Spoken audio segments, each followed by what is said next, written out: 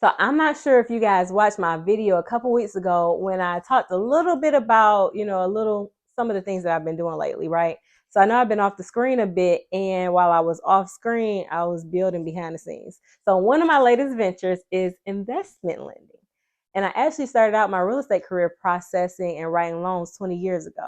So it's not brand new to me. I'm just getting back into it.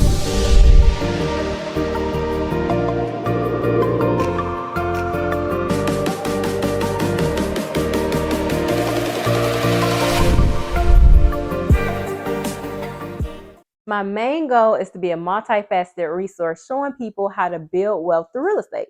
So, why not help investors find their projects and show them how they can do it with minimal money out of their pocket? So, like I said, the loans I write currently are strictly for investors. There'll be regular loans coming soon, but I'm just going to talk about a few of the loans that I do for investors right now. So, there's a bridge or fix and flip loan. Most people call them hard money loans. Where this loan is where the lender gives the investor all the money they need to purchase the home, as well as money to do the repairs. Most lenders will give you 90% of the purchase price to buy the home, so you only have to bring like 10% into 10% in as a down payment, and 100% of the rehab costs. But the max they'll give you in a total loan amount is usually 75%. So what that means is that the after repair value, say for instance, you have a home that is worth 100,000. Let's just say after you repair it, let's say 200,000. After you repair it, it's 200,000, right? It'll be worth 200,000. So if it's worth 200,000, then the max they'll give you is 150,000. That's in the amount to purchase it and to rehab it, right? So those two amounts have to add up. So they'll give you 90% of the purchase price. So say for instance, the purchase price is 100,000, right? So they'll give you 90,000 of that. And then you need 60,000 to repair. They're giving you 100% of whatever you need to repair, but not to exceed that 150,000. So that 90,000 and 60,000 equals the amount that 150, if you understand what I'm saying. But if you don't, contact me if you want a loan and I'll explain it to you. Okay. Now, if someone has a situation where they just need a short-term loan to maybe, purchase the property and then they want to refinance it or something like that because it's a small window they have to get the loan and they don't have time to go through the whole process of refinancing if they want to keep it. This would be a good loan too because that's why it's called a bridge loan. So it's the bridge between, the time frame you need to refinance. Okay. So that scenario will work as well. And even if you have a property already and you just need the funds to fix it. I remember my first deal I did ever. No, not my first one, but like the second deal I did. The second deal I did, I had flipped the first property and I'm like, let me go buy two more properties. And I went out and bought two more properties, but didn't have the money to fix it up. So I had to find a partner to fund it. And then I split 50-50. But if I knew about this loan process, I could have just went to the lender and said, hey, I already have a property, but can you give me the money to rehab it? So that's a scenario too where you can use this loan if you already have a property, but you just need the rehab funds. They'll give you 100% of the rehab funds right away, right? And it's not a 50-50 split. All you have to do is pay a few fees, and a little bit of interest. So that's another thing that you can do with the hard money bridge rehab loan. So they're all the same: bridge, rehab, hard money loan. Those are just three different names for the same loan. Okay.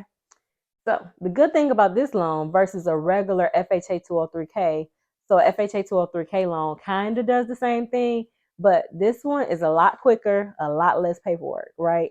And if everything goes smoothly and, the borrower gets all their paperwork done, we really can get this deal done within 10 to 14 days, where a FHA 203K loan takes about 45 days, right?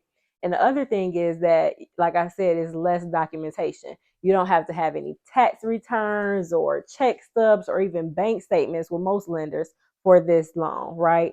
And I even have a lender that they don't even require a credit score. Of course, there's more fees because it's a lot more risk when you don't have a good credit score and things of that sort. But most lenders require like a 620 credit score. You get way more if you can have like a 650, 680, but we can get it done for 620. I also work with private lenders that don't even look at the credit score or any paperwork. They don't require any documents at all, except, just to know that you're a company and you're a U.S. citizen. But they can close in like 3 to 5 days.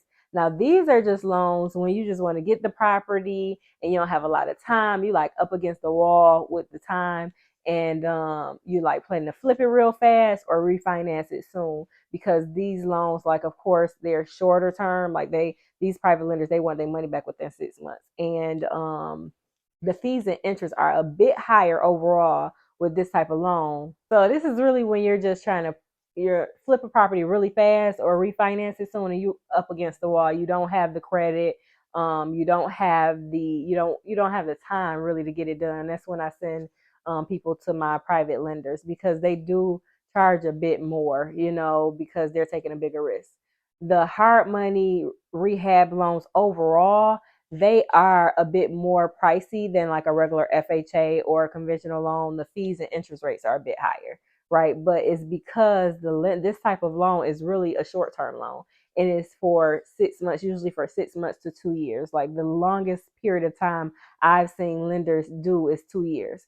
And you have to think about how much of a risk they're taking. They're not requiring a whole bunch of documents, right? And so, since the requirements are a lot lower, the risk is higher than like regular conventional or FHA financing. All right. All right. So that is that type of loan. The other popular loan that I do is a DSCR, which stands for debt service ratio coverage. So let's explain that. It's a great loan product for people that are purchasing like homes to lease out. So it's a 30-year loan, and what they look at is the amount of income the property will bring in compared to the amount of the mortgage. Okay. So a common ratio is like 1.2, which means that the lender would like for, or they want, their requirement is that the rental income covers 120% of the mortgage, including your insurance and taxes. Okay. So basically, if your mortgage payment, including your taxes and insurance, is $1,000, your rental income has to be $1,200 a month. You got it. So they want you have to be making some income, right? And most people that purchase rental properties, they in it to make money. So, that should be very easy to obtain. And I know, like, in the Metro Detroit area where I work, is very easy to accomplish because the rental properties are not that expensive at all, and the rental income is kind of high here. So it's really easy to do. And of course, right, the investors, if you invest in to make money anyway, so it should be easy to do. For these loans, they require just a tad bit more. They don't require tax returns or check stubs, but they do require bank statements on all of these, just to make sure that you have the funds to keep everything going, right?